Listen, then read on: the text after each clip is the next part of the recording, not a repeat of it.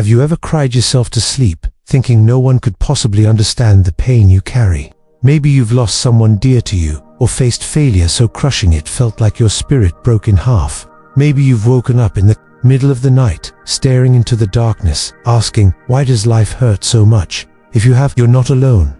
Over 2,500 years ago, a man sat beneath a tree, his eyes closed, not in sleep, but in the deepest meditation. His name was Siddhartha Gautama, but the world came to know him as the Buddha, the awakened one. And in one of his most soul-stirring sermons, he told us a truth that shatters the illusion we all live under. The tears you have shed in the countless lives you have lived are greater than all the waters of the 4 great oceans.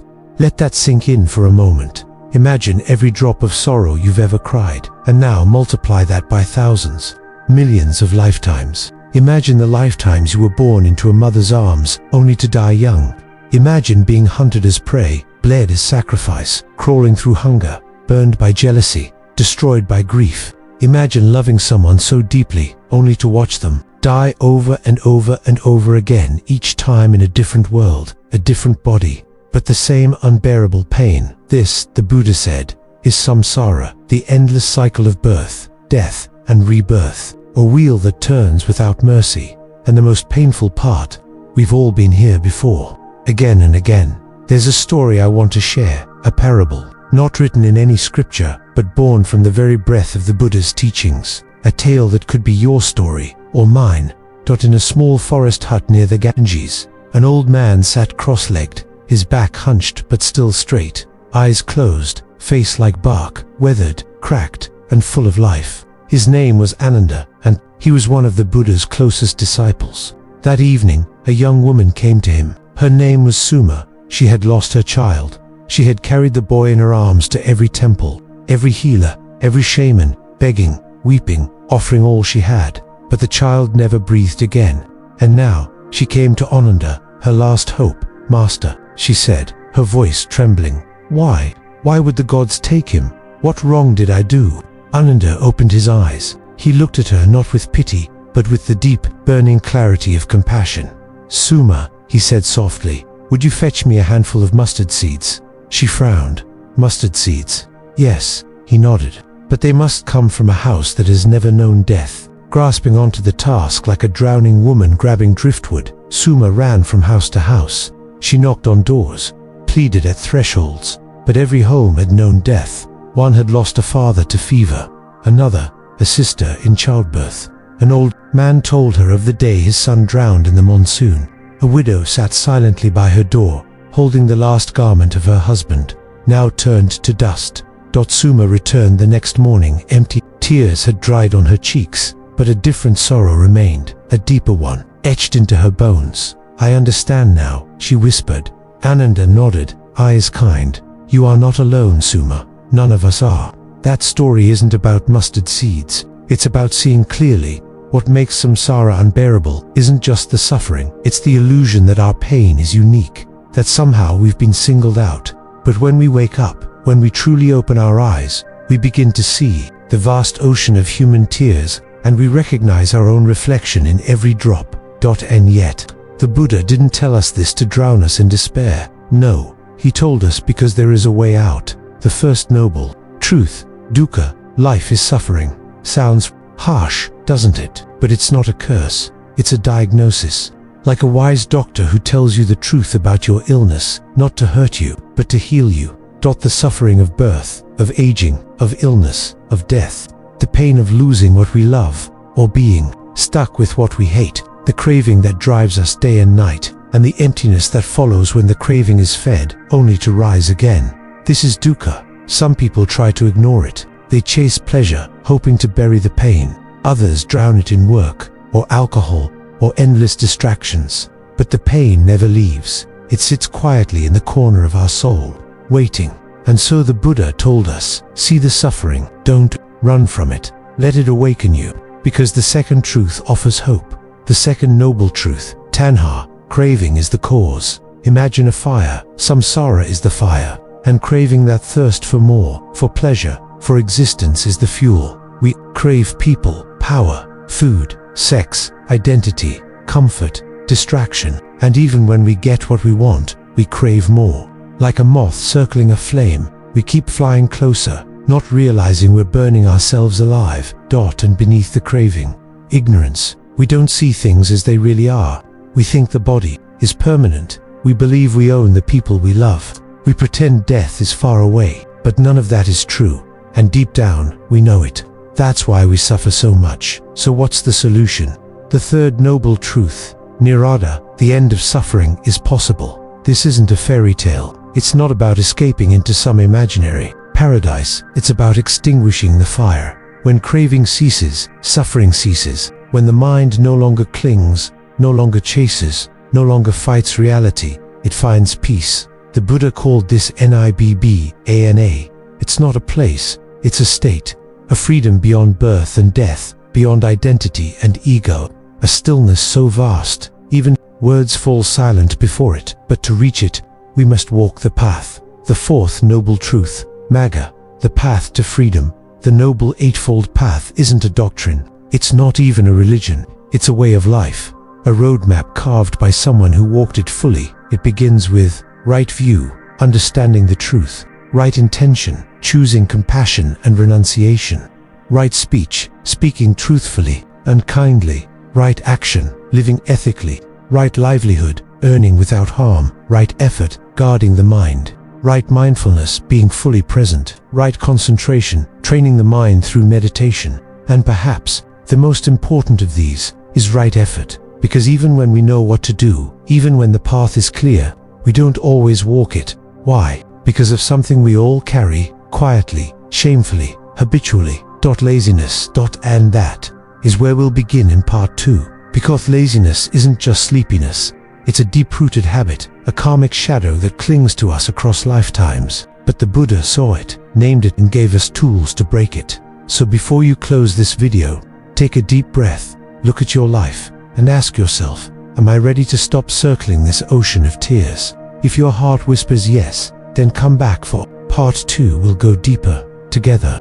Let me ask you something. Have you ever told yourself, I'll do it tomorrow, but tomorrow never came? You meant to meditate, you meant to read, you meant to sit in silence, even if just for 5 minutes. But somehow, the day passed, another one came, and nothing changed. If you have, you're not weak, you're not broken, you're just human. But the Buddha saw this pattern, he understood its depth, and he called it what it is, a powerful, sneaky, persistent force that holds even the wisest back, laziness. But this isn't the kind of laziness we talk about in casual conversation, the kind where we just want to sleep in or skip chores. No, the Buddha described 8 very specific types of laziness, and when you hear them, you may feel something stir inside you, something painful, maybe even embarrassing, because you'll realize just how deeply these patterns live within us. So let's walk through each one, slowly, carefully, honestly. 1. Before work, I'll be tired, so let me rest now. You haven't even started the task.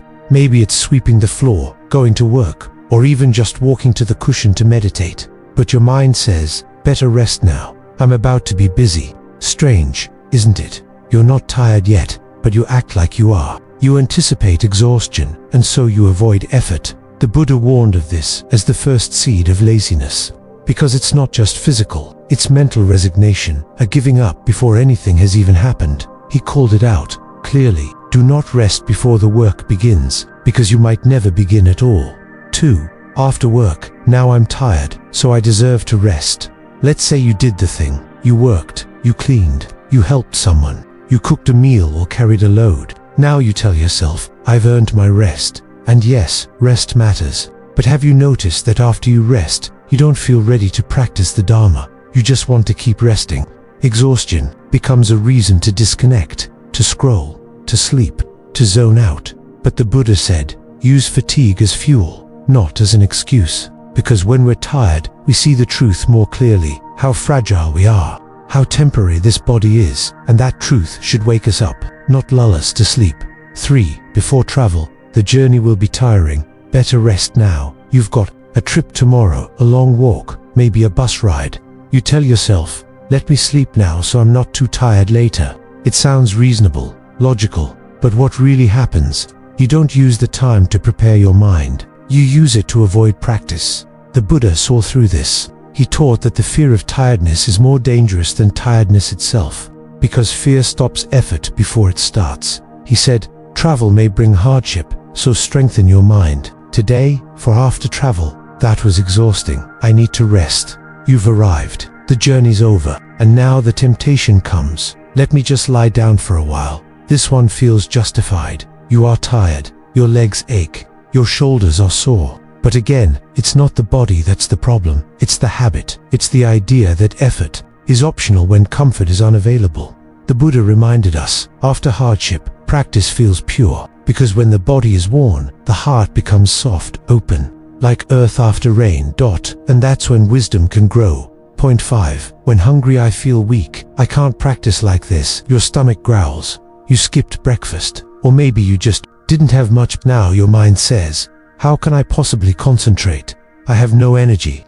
But here's the truth. Hunger sharpens the senses. Hunger shows us impermanence in the rawest form. The Buddha said, when the body lacks, the spirit has space to shine. He practiced often on an empty stomach, not to punish himself, but to see clearly. This body is fragile. It depends on so much, so why cling to it as if it's ours? 6. When full, I'm too heavy. Let me lie down first. This one is familiar, isn't it? You've just eaten, maybe a little too much. Now your eyelids droop. You tell yourself, I'll rest just a bit before meditating. But that bit turns into hours. The mind goes dull. The body sinks, and the chance for insight disappears. The Buddha warned that indulgence creates fog. A full belly can cloud the heart. He said, eat to sustain, not to sleep, because food is meant to support the path, not delay it.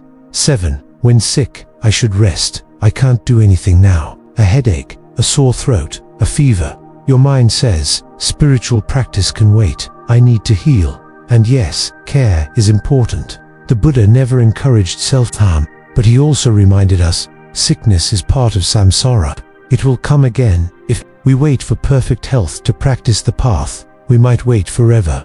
Even when he was gravely ill, the Buddha spoke the Dharma. He said, let the pain be a teacher. Let it show you the truth of the body, because in sickness, we remember nothing. Lasts. 8. After illness, my body is still weak. Let me recover fully first. You've started to feel better. The worst is over. But now your mind says, not yet. Just a few more days. I need full strength before I meditate again. But again, the delay grows longer. Practice slips further away. The Buddha was direct. Here he said, illness will return. Do not waste the window you've been given. Because even in weakness, effort is possible. And even a single moment of mindfulness can pierce through lifetimes of sloth. Do you see what these 8 shadows have in common? They all sound reasonable, kind even, like they're protecting you. But in truth, they are thieves. They steal your time, your energy, your freedom. They wrap themselves in logic and comfort. But their goal is always the same, to keep you asleep. In the dream of samsara, where suffering repeats and repeats and repeats, the Buddha didn't expose these patterns to shame us. He exposed them so we could see them and choose differently. And that's what we'll do next. In part 3, we'll flip the mirror, because for every shadow the Buddha named, he also lit a candle. We'll explore the 8 ways to awaken energy, the exact practical methods the Buddha gave to shake off laziness and rise into our full human potential. Until then, ask yourself, which of these 8 shadows lives in you most strongly, and what would your life look like if it no longer did? Let me take you somewhere, just for a moment. Close your eyes, unless you're driving, of course. Take a slow breath in now. Picture yourself sitting beneath a tree at dawn. The earth is cool. The birds are waking. You've been asleep your whole life, chasing, falling, hungering, hurting, but now something is stirring. Not in the world outside, but within you. Something ancient, something strong. Effort, not forced effort, not ambition, not the pressure to succeed, but the sacred fire, the kind that the Buddha spoke of when he looked into the hearts of tired, discouraged, grieving people and whispered, yes, you can still awaken. Because even when laziness has tied itself around your ankles like chains, there is still a key. And that key is wisdom.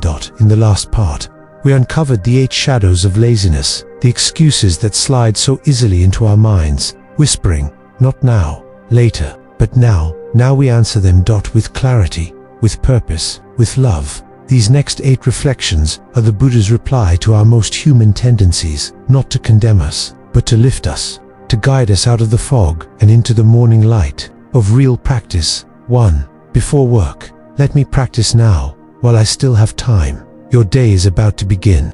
You've got a shift, a meeting, children to care for, a dozen demands, but instead of saying, "I'll do it later," you stop, you sit, you breathe, you remember. This body will be busy soon, so let me plant seeds before I forget. The Buddha encouraged this exact reflection. He said, "Before the day scatters your energy, gather your mind like a flame in still air. 5 minutes, 10, that's all it takes. Not to be perfect, but to begin to say, this day belongs to my awakening, not just my calendar." 2. After work, let me reflect, so the day was not wasted. The sun is setting. You're tired. You want to collapse into the couch or your phone or your bed, but you pause. You ask yourself, what did I learn today? Not in some grand philosophical way, but honestly, did I react with anger? Did I listen? Did I cling to something that hurt me? Did I love fully? This reflection is practiced. And then, maybe, you sit again, just a few breaths, not out of guilt but gratitude. Gratitude that you saw the day, that you made it through, that you are still here and still free to grow. The Buddha said, fatigue fades, but effort echoes across lifetimes. Let the effort echo tonight. 3. Before travel, let me nourish my mind before I go. You're packing, planning the road. Ahead is long, and so, you stop. You think, I may not get another chance to be still. Let me use this moment well. This is what the Buddha called anticipatory wisdom, the foresight to use peace before chaos arrives. He knew how disruptive travel could be, so he taught, just as a soldier sharpens his blade before battle, sharpen your mind before the journey. Even if you're just commuting, reflect. This body moves, but the mind can remain steady. This is the beginning of inner refuge. 4. After travel, let me anchor myself. I've been scattered. You've arrived. You're tired. Your senses are over. The world has pressed into your body. Now, instead of escaping into distraction, you return to yourself. You say, I've been in motion. Let me rest in presence.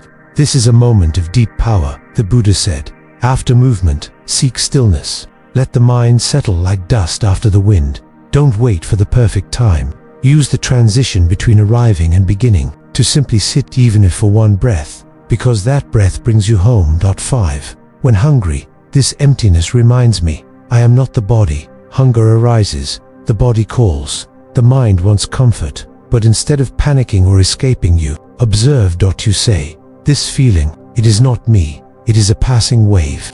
The Buddha once said, in hunger, the body reveals its impermanence. Use that revelation to see clearly.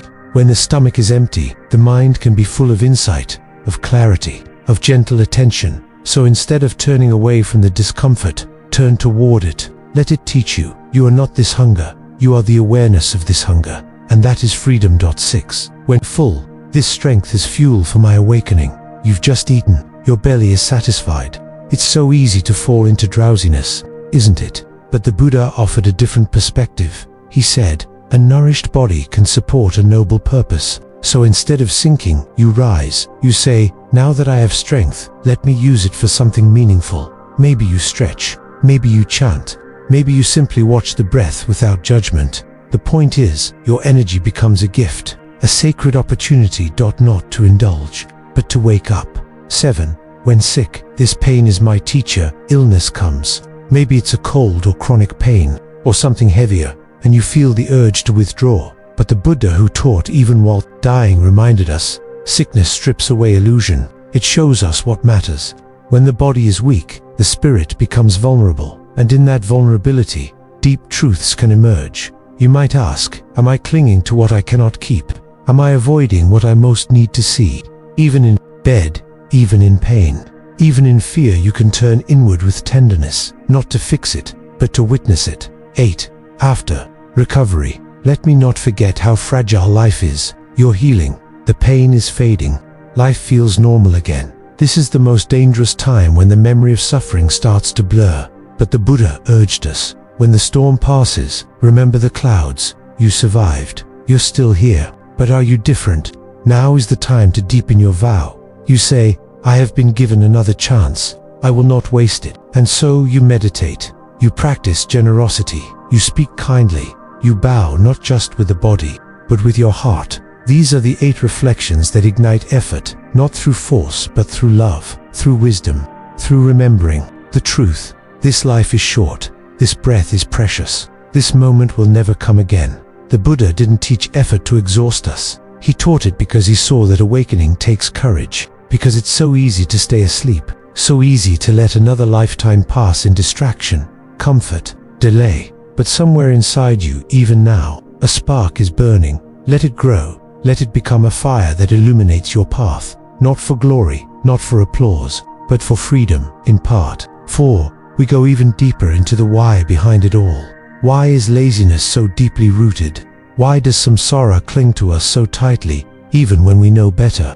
And how do we finally start climbing out, not just for a moment, but for good? Stay close, we're not done yet. You're waking up, and the world is waiting for your light. Let's go deeper now, not wider, not faster, deeper, because by now, maybe you felt it. That quiet ache beneath the surface of your days. That strange sorrow when you realize how many hours, how many years have been lost not to disaster, but to drifting it. Not that we meant to waste time. It's just that we didn't know how to use it. We wanted to practice. We wanted to wake up. But something unseen kept pulling us back, like gravity, like a fog in the soul. That something is old, older than this body, older than this life. It's karma. What is karma, really? Forget the buzzword. Forget the internet memes. Karma isn't punishment. It's not fate. It's not a cosmic scorecard. Karma is habit. Karma is the grooves in your mind that shape your next thought, your next decision, your next breath. It's the quiet momentum that says, this is who I am. This is what I do. This is what I avoid. And unless we look directly at it, we don't even realize it's happening. That's why laziness feels so hard to beat.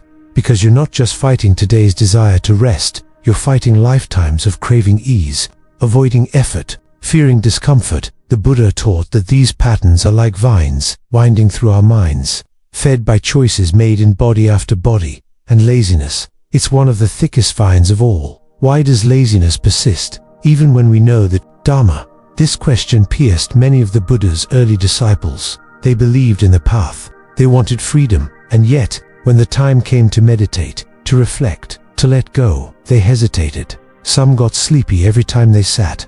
Others distracted themselves with chores, conversations, plans. Some fell into doubt, others into despair. So they went to the Buddha, and he said something many didn't expect. You have been asleep for many lives. Not physically asleep, but mentally asleep, dulled by comfort, sedated by habit, pacified by small pleasures that mimic happiness but lead only to deeper bondage. He explained, you have not practiced effort because you have not seen danger, and that is the key. Laziness thrives when danger is invisible. If your house was on fire, you wouldn't nap. If a wild animal was charging toward your door, you wouldn't say, I'll deal with that later. But death, rebirth, suffering, we don't see them. We go about our day like we're safe, like there's time.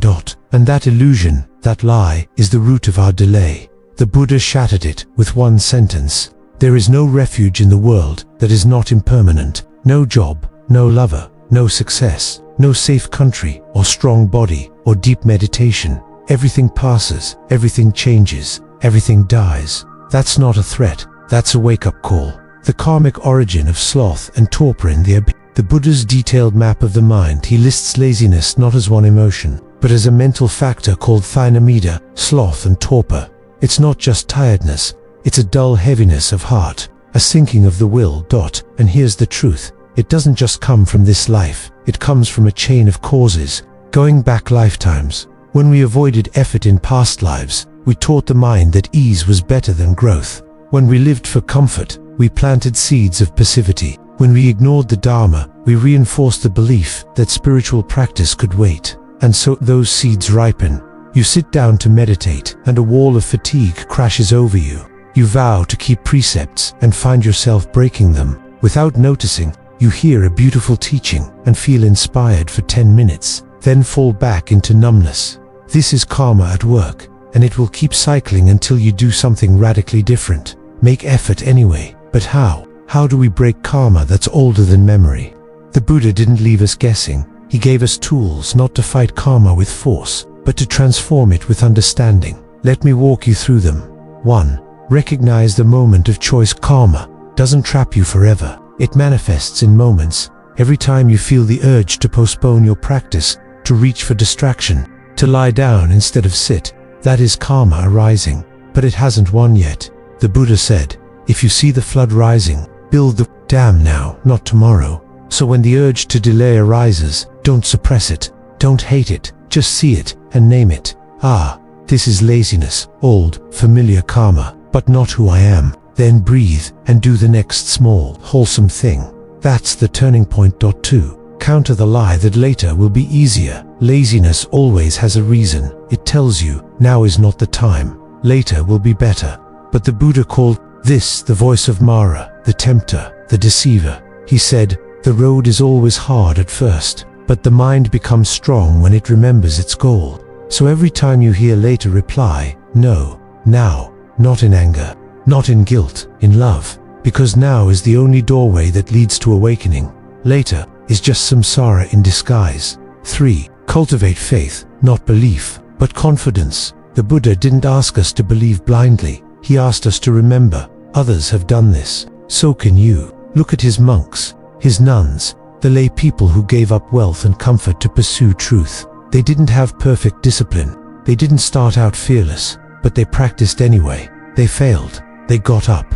They practiced again, and slowly their karma changed. So can yours. Faith is not about certainty. Faith is the quiet knowing that effort is never wasted. 4. Practice even when it feels fake. This one is hard, because we want our meditation to feel deep. We want our chanting to feel sacred. We want our study to feel inspiring. But often it doesn't, and so we stop. But the Buddha said, even a dry stick will burn if placed in fire long enough. So sit, even when it's dull, even when it's empty, even when your mind screams, this isn't working, because it is.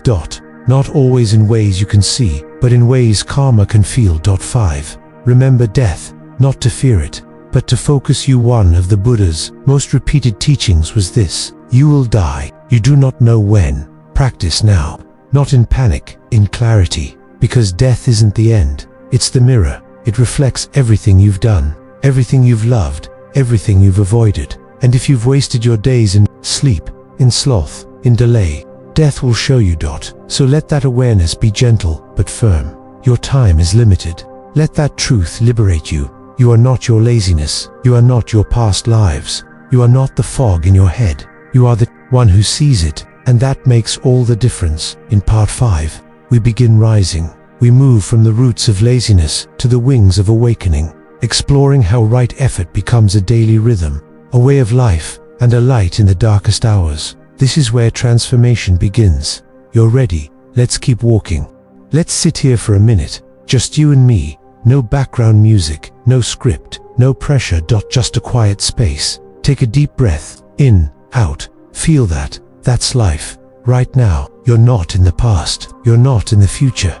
You're here. And here is where the path begins. In the last part, we talked about karma, about how laziness isn't just a mood, it's a deep-rooted habit formed across lifetimes. But now we reach the heart of it all, the torch in the darkness, the antidote. The Buddha called it samvyuma, right effort. It's not the frantic push of willpower.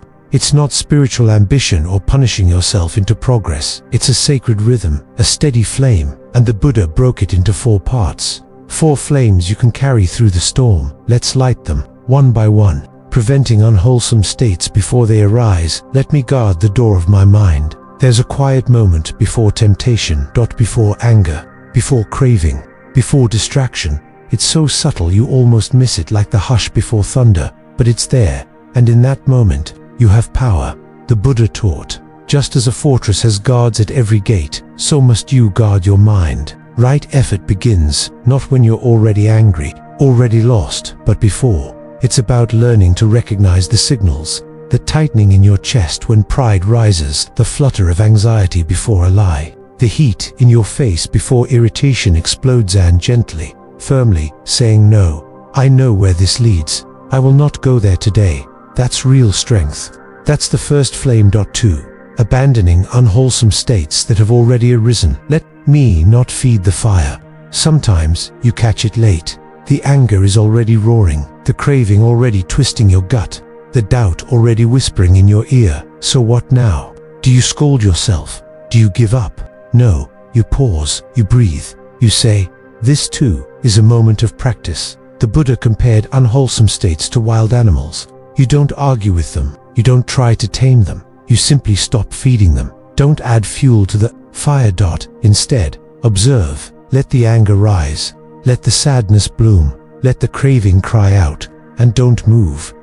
Just see, let it burn itself out, as all things do when denied attention.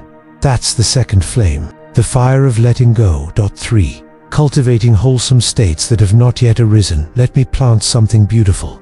Sometimes our minds feel empty, not distracted, not angry, just dull. You want to meditate, but it feels flat. You want to feel joy, but it's not there. You want to care, but you're numb. That's okay. This is where right effort becomes gardening. The Buddha said, when the field is barren, sow seeds of gladness. So you start small. You read a verse of Dharma. You bow 3 times with sincerity. You sit for 1 minute, just to breathe.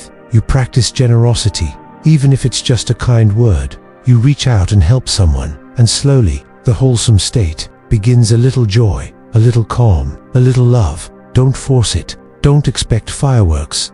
Just water the seed. That's the third flame, the fire of creation. 4. Maintaining wholesome states that have already arisen. Let me protect what is sacred. This one is gentle but profound.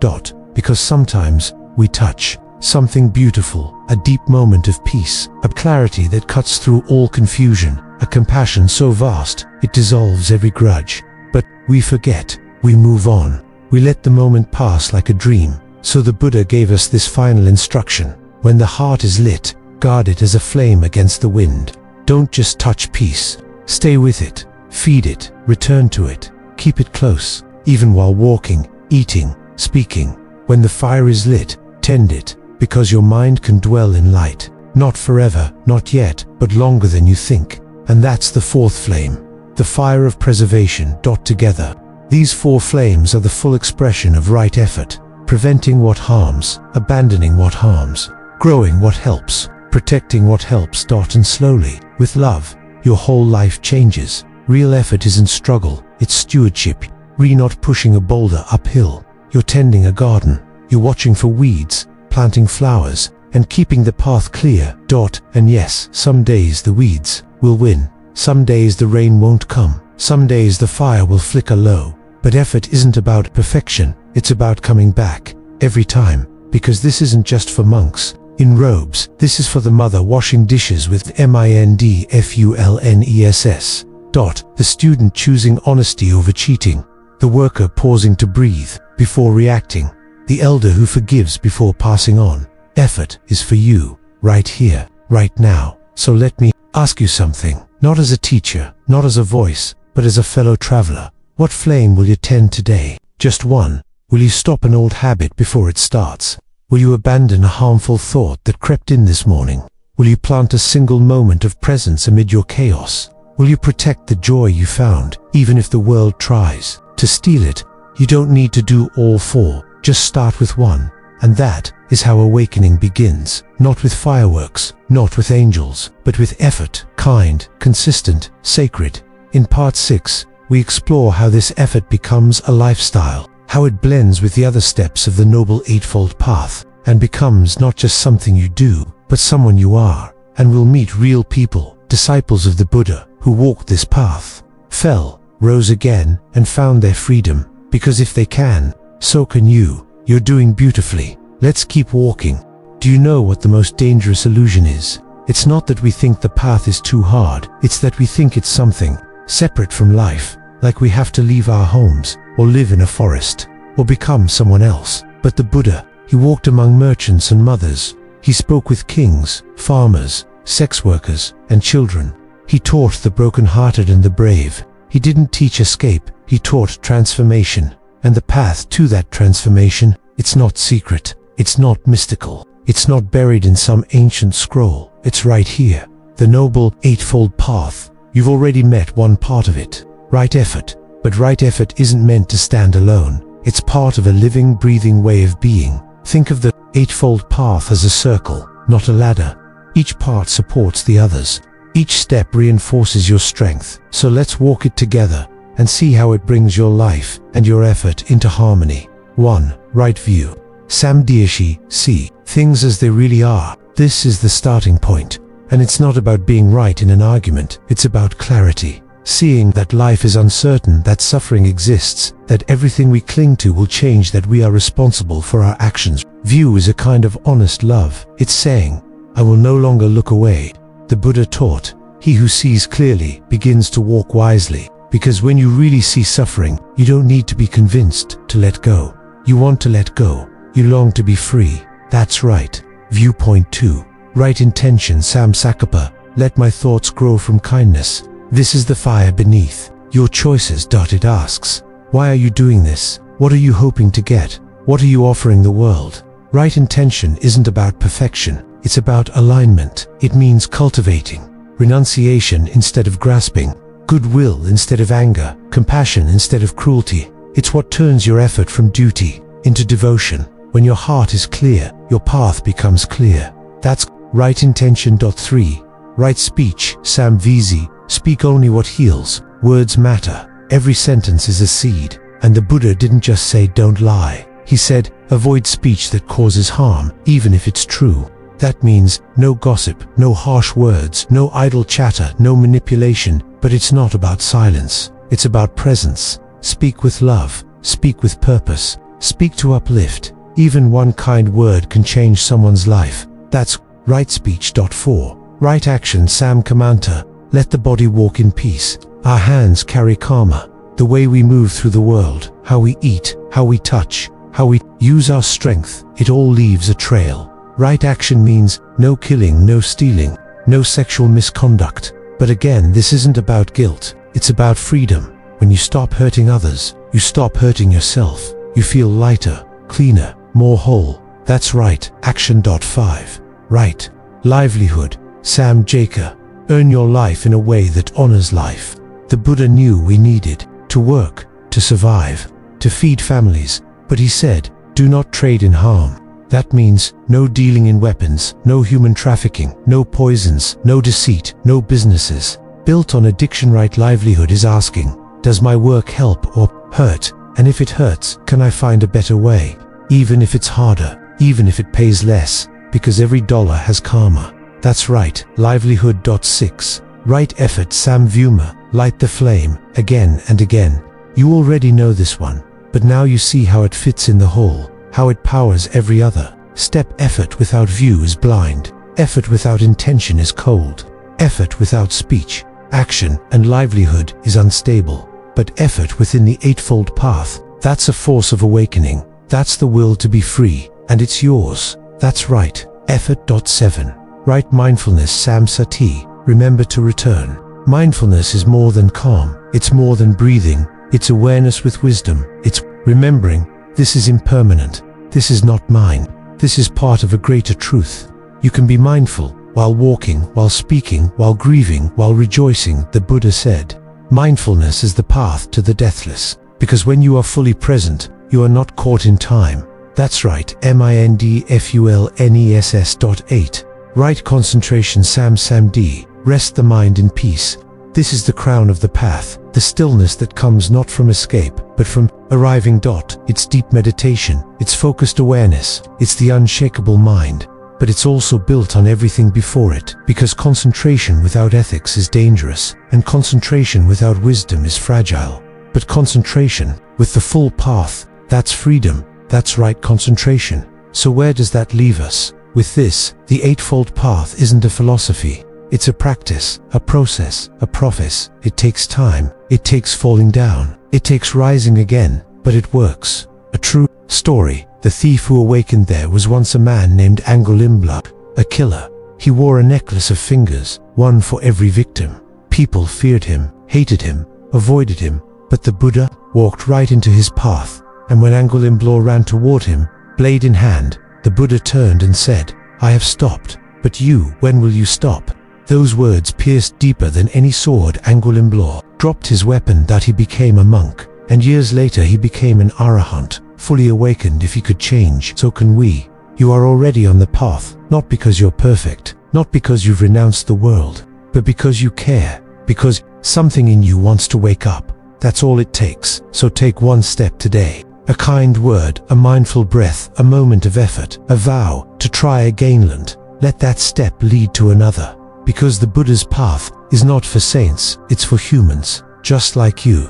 In part 7, we'll sit at the Buddha's feet and hear how he describes samsara not as a concept, but as a lived reality.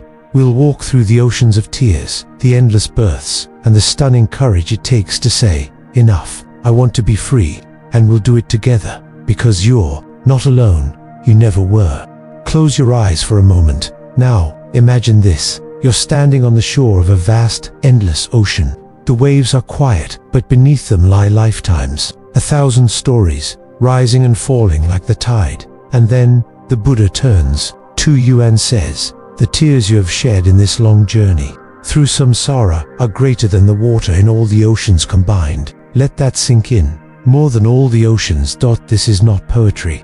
This is a truth from the Buddha himself, a piercing truth that shakes the soul awake. Because we don't remember, we see only this life, this identity, this struggle. But the Buddha, he saw everything, and what he saw was heartbreak. The weight of infinite lives in the Sayutta Nikaya. The Buddha sat with his disciples and told them, this journey, monks, through countless births, it is without a beginning.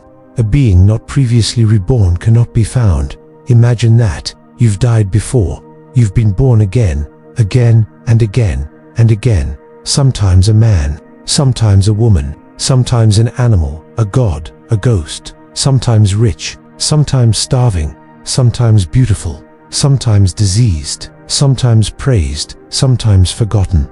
You've been here so long, and you don't even remember. That's the nature of samsara, the wheel of becoming your mother, your executioner. Buddha often used a powerful image. The number of your past mothers is greater than all the blades of grass in the world. He said this not to comfort us, but to open our eyes. Because what does it mean? It means, every enemy you've hated may once have nursed you at her breast. Every stranger you ignore may once have been your beloved. Every person you've hurt may once have died protecting you. Have all been everything to each other. Parents, children, lovers, killers, victims. This world, this life, is not a single page. It's a wheel of roles constantly turning. So why do we cling? Why do we hate? Why do we stay asleep?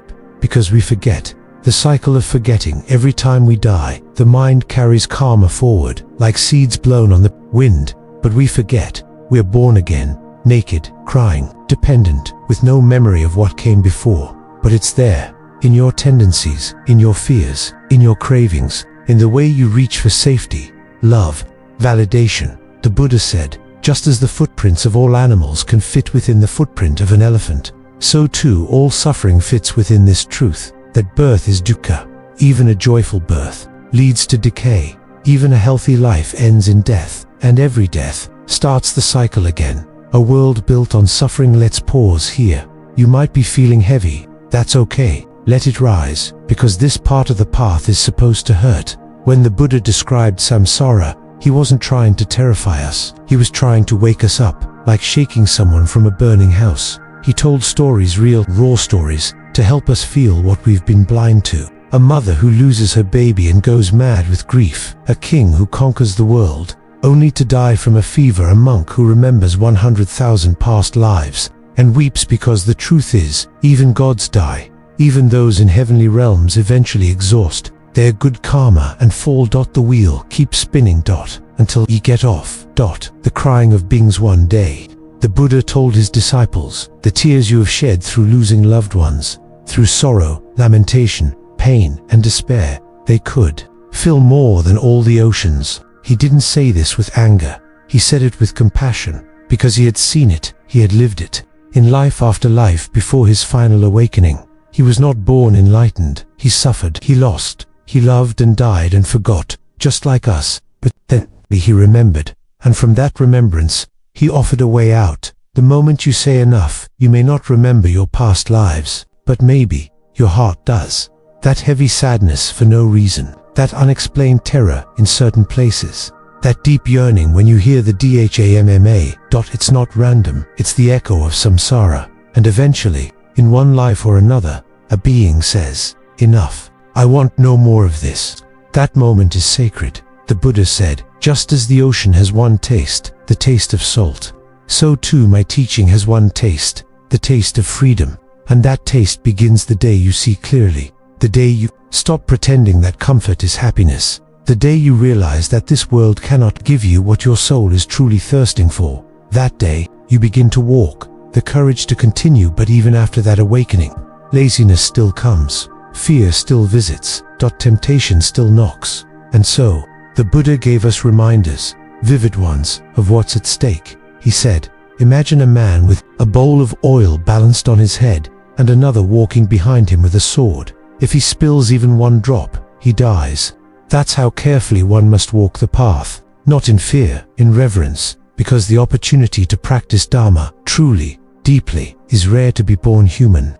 To hear the teachings, to feel that fire in your chest that says, yes, I want this. That is not luck, that is merit. The fruit of lifetimes of goodness, don't waste it. From ocean to shore, if samsara is an ocean, then the Eightfold Path is a boat. And your practice, your effort, your mindfulness, your love is the wind in the sails. You don't have to cross it all at once. You have to be perfect. You just have to keep rowing. Some days the waves will crash. Some days the sky will open.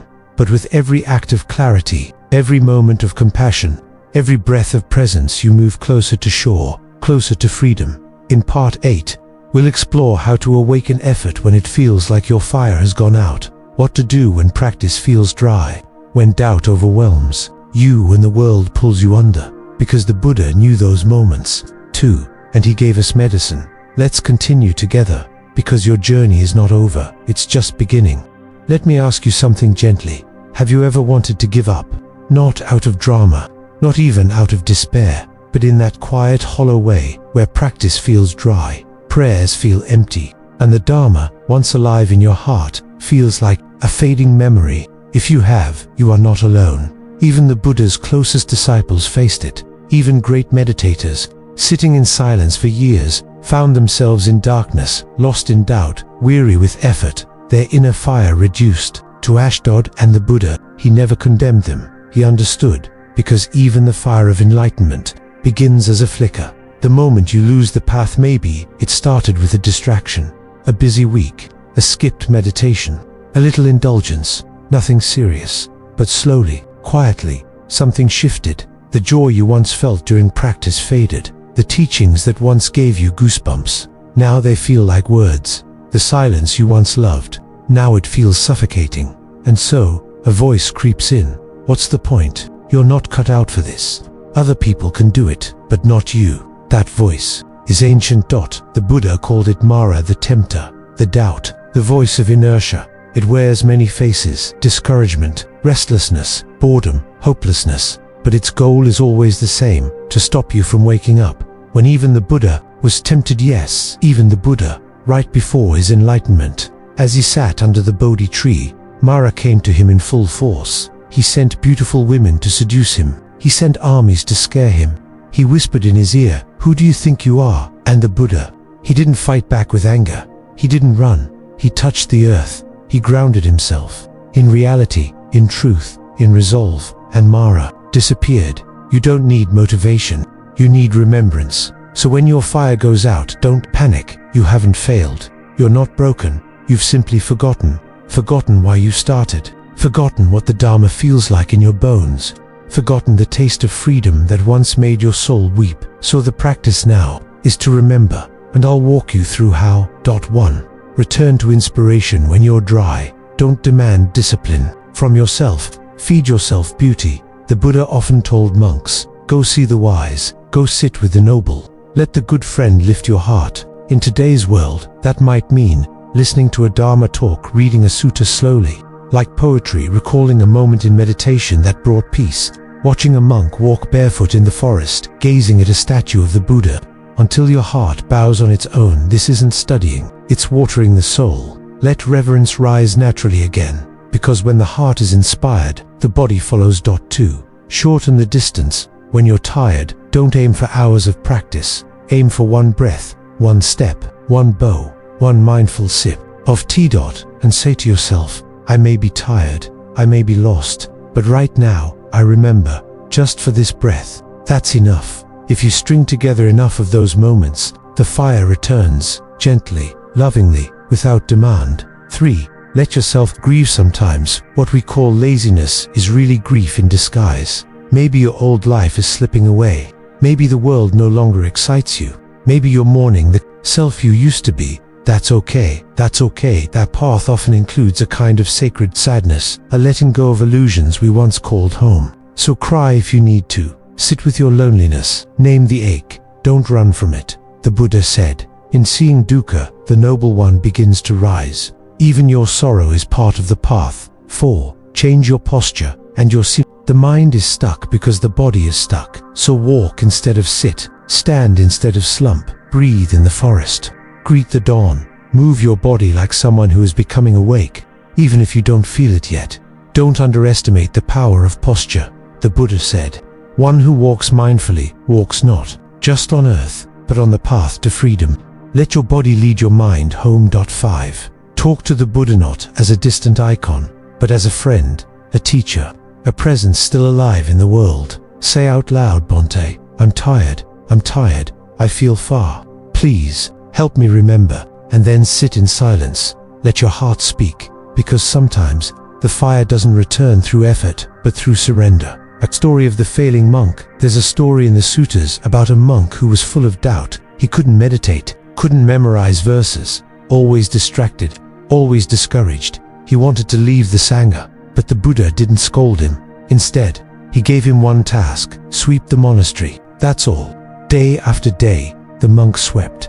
He listened to the sound of dust. He felt the rhythm of movement. And one day, his mind stilled, and he saw impermanence. He saw the nature of the world, and he became enlightened. Through sweeping, the Buddha knew, you don't need brilliance, you need sincerity. 6. Don't measure progress, just return when the fire is gone. The temptation is to say, I used to be better, I was more focused before, what happened to me? But all that is the ego mourning its illusions. The truth, every return to the path is new. It's not about reclaiming the old you, it's about being reborn into this moment. Over and over again, as the Buddha said, just as the moon renews its light, so too can the mind renew its clarity. You're not going backward, you're starting fresh. That's the most sacred thing you can do. The fire is not gone, it's sleeping deep inside you, beneath the doubt and fatigue and numbness. The fire is still burning. You felt it once, maybe during a retreat, maybe during heartbreak, maybe during a single breath in a quiet room. That fire knew something, that life has more to offer than this cycle, that awakening is possible, that you are capable of it, and that knowledge is still inside you, not as theory, as memory. So come back, start small, start quiet, and let the flame rise again. In the next part, we'll explore the greatest tool for awakening effort, spiritual friendship. The Buddha said, admirable friendship is the whole of the holy life, because we cannot walk this path alone. In part 9, we'll meet the noble companions who lift us when we forget, who hold the mirror of truth, and who walk beside us when the journey feels too long, because together we rise. Let's begin this with a quiet truth. You were never meant to walk this path alone. Even the Buddha, after reaching enlightenment, didn't disappear into the forest forever. He went back to his old companions, back to seekers and skeptics, back to the broken-hearted and the brave. And the first thing he did was speak. He shared, he gave, because even truth, even peace, even liberation blossoms best in connection. And the Buddha knew this so deeply that he once said something astonishing to his closest disciple, Ananda. Admirable friendship is not half of the holy life, it is the whole of the holy life. Let that sink in. Not discipline, not knowledge, not power. Friendship. The story of Anandananda wasn't the wisest of the Buddha's disciples, not the most advanced in meditation, not the first to attain enlightenment, but he had something even rarer, an open heart. He loved the Buddha deeply, followed him faithfully for 25 years, carried his bowl, listened to every word, and yet, Even as others reached Arrowhand ship, Ananda struggled, he doubted, he hesitated, he felt unworthy. And after the Buddha passed away, Ananda was devastated. But what saved him? Not retreating deeper into isolation, not striving harder on his own. It was the Sangha, the spiritual community. One night, sitting quietly among fellow monks, Ananda finally let go. He surrendered all striving, and in that stillness, he awakened, not through solitude, but through presence with others. Why noble friends matter on this path. You will forget, you will fall asleep, you will convince yourself that awakening is for other people, the special ones, the strong ones, the holy ones, and that's when a true friend, a Kalyak emitter, steps in and says, no, you, too, keep going. A noble friend doesn't flatter you. They don't entertain your delusions. They remind you of your capacity, your dignity, your fire. They hold up a mirror that says, you are not your cravings. You are not your laziness. You are not your fear. You are the one who sees those things. And that reminder can save your life. Types of spiritual friends. The Buddha described several kinds of noble companions, each with their role in your journey. 1. The mirror. This friend reflects your weaknesses, not to shame you but to help you see. They say, be careful. That thought is not helpful. That choice leads to suffering. They challenge your ego with compassion. 2. The flame. This friend inspires you. Their presence alone lifts your heart. Their calm steadies you. Their discipline motivates you. They don't have to say much. Their being is a sermon. 3. The bridge. This friend connects you to the Dharma. They say, come sit with me. Let's chant together. Let's visit the monastery. They make the path feel less distant. 4. The shelter. This friend, Dosen Te quotes suttas. They just listen. They sit with you in silence, hold space for your doubts, offer no advice, just warmth. And sometimes, that's the greatest medicine. What if you don't have anyone like that? It's okay. Many people begin this path in solitude, but solitude doesn't mean separation. There are ways to find noble friends, even if they don't live next door. Online Dharma groups, YouTube communities like this one, virtual meditation circles, comment sections that feel like Joss, books that feel like conversations. Even the Buddha's voice, through his teachings, can be your noble companion. And one day, when your fire is strong again, you may be that friend for someone else. The Buddha's vision of community. Imagine this, it's the rainy season in ancient India. Dozens of monks gather in a forest grove. They wear simple robes, carry only bowls, sleep on straw mats. Every evening, they sit in silence, and before sleep, they chant, let no one deceive another. Let none through anger wish harm upon another. Let one cultivate boundless love toward all beings. That was the early Sangha, not a place of hierarchy, but of harmony, where each person held space for others, where your suffering wasn't a burden, it was shared. That's the community the Buddha envisioned for all of us, not just monks in robes. Everyone who walks this path in whatever form becomes part of the Sangha. You are not a guest here, you are family. The story of the outcast. There's a beautiful sutta about a man named Sunita. He was a street sweeper, an untouchable. People spat at him, shunned him, called him filth. But one day, the Buddha walked by and saw him, truly saw him, and he said, gently, would you like to become a monk? Sunita was stunned. No one had ever spoken to him with kindness, let alone invited him into the holy life. He accepted, and in time, he became enlightened. When people protested, he's lowborn. How can he be part of this? The Buddha replied, no one is low or high by birth, only by actions. In the Buddha's community, all hearts are equal. How to be a noble friend? Sometimes the question isn't where do I find noble friends? It's, how can I be one? You don't need to be a teacher, you just need to be kind when others are hurting, steady when others are shaken, honest when others are deluded, forgiving when others fall. The Buddha said, just as a mother protects her only child with her life, so too should you cultivate boundless love toward all beings. That is the path. And when you walk it with others, the road feels shorter. What to do today if your fire is still low and you feel alone? Try this. Send a message to someone who inspires you. Join a group, even if it's just to listen. Sit in silence and dedicate your practice to a friend, living or gone. Offer a smile, a kind word, a gesture of support to someone who needs it, and say quietly, may we walk together. May we remember together. May we awaken together. because we will dot in the final part. We bring everything home. In part 10, we look at the Buddha's final words, his last teaching before he passed away, and how that one moment, soft, simple, profound, can guide us when everything else fades. Because the end of the Buddha's life is the beginning of your own awakening. Let's meet there together. There comes a moment, in every story, in every life, when silence arrives, not as absence, but as completion. And for the Buddha, that moment came beneath a pair of ancient sal trees in Kusinara, as the moon rose on his final night. He was 80 years old, his body worn and tired. His journey after countless lives, uncountable teachings, and endless compassion was nearly done. But still, he didn't leave without a final gift. A few last words, not a grand speech, not some mystical farewell. Just a simple, piercing truth, one that was meant for all of us, then, now, always. Let's walk into that moment together. The last night of the awakened one. The air was quiet that evening. A group of monks gathered around him, their faces lined with sorrow and reverence. Even the trees, it is said, dropped blossoms on their own, as if to bow, and the Buddha lay calmly on his right side, head resting in his hand, gaze steady. No fear, no regret, only presence.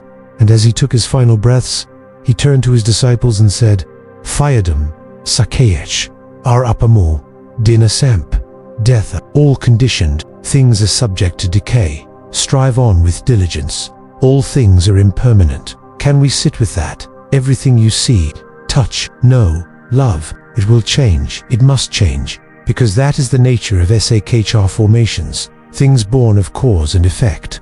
The body will age. The mind will shift. Even joy and sorrow will pass. And yet, this is not meant to depress. The Buddha wasn't whispering despair. He was offering freedom. Because when you accept impermanence, you stop clinging. You let go. And in that letting go, you touch something that doesn't die. Strive on. With diligence. Apomda. It's one of the Buddha's most cherished words, often translated as diligence or heedfulness. But it means more than that. It means, stay awake, don't drift, don't wait for tomorrow. Let every breath matter. Let your life be your practice. The Buddha didn't say meditate harder. He didn't say become a monk. He didn't say study more. He said, strive on, but with care, with presence, with heart. That is the path. Not frantic effort, not guilt-driven striving, but steady, compassionate vigilance. The end. That wasn't an end after those final words. The Buddha fell silent. He entered jhana, deep, meditative absorption, moving through all stages of stillness and clarity. And then, as the dawn approached, he let go. Not into darkness, but into freedom, full, final, irreversible awakening, parinibbanas, the extinguishing not of life, but of all craving, all ignorance, all becoming. No more rebirth, no more samsara, only peace. And what now? We're still here. You, me, this world. The forests have changed, the cities have risen, but the teachings still echo, because the Buddha didn't leave behind temples. He left behind a path, and he placed that path into your hands. He trusted you not to be perfect, not to be holy, but to be sincere, to fall and rise, to forget and remember, to light the torch again, not just for yourself, but for others lost in the dark. A quiet flame inside you maybe. After this long journey through suffering, laziness, the eightfold path, noble friendship, you've come to feel something stir, a longing, a warmth. A memory of something truer than all your fears. That is the flame the Buddha spoke to with his last words. It lives in you, no matter how tired, no matter how distracted, no matter how far you've wandered. It waits, and it wants to rise. Let it. The final practice. So now, take this moment, sit, breathe, place a hand over your heart, and say softly to yourself, all things are impermanent, but this breath, this effort, is mine. I will walk this path. I will strive with diligence. And then smile, not because everything is easy now, but because you remember. You are not lost. You are never alone. You have a path. You have a flame.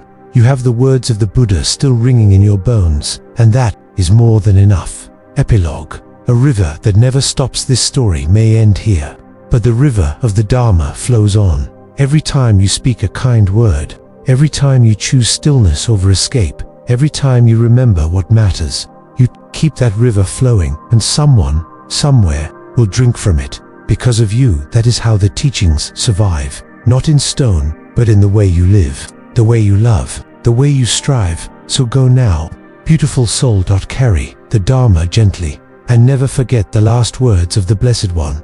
All conditioned things are subject to decay. Strive on with diligence. May your journey be filled with light. May your effort bring peace. May you be free.